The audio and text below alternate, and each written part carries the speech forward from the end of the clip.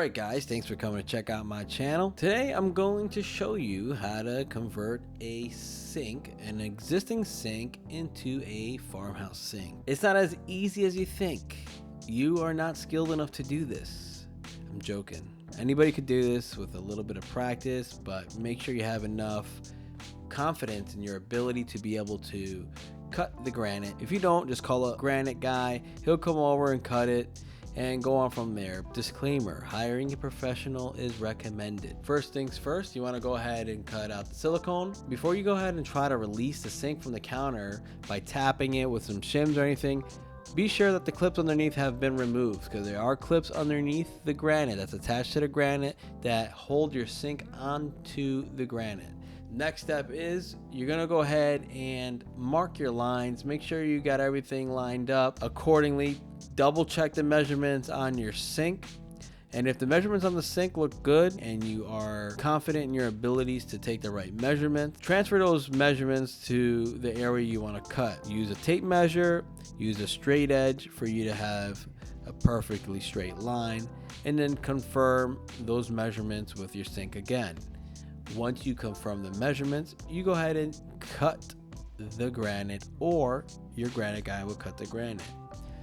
You cut that section out nice and clean. If your granite requires a notch to be cut out at the front end of your counter to accommodate your farmhouse sink, then you have to notch it out as well. Once everything has been cut, you could go ahead and try to lift up on that granite and it will come off. At this point, the granite did break, but it's no big deal because it's a piece you're getting rid of.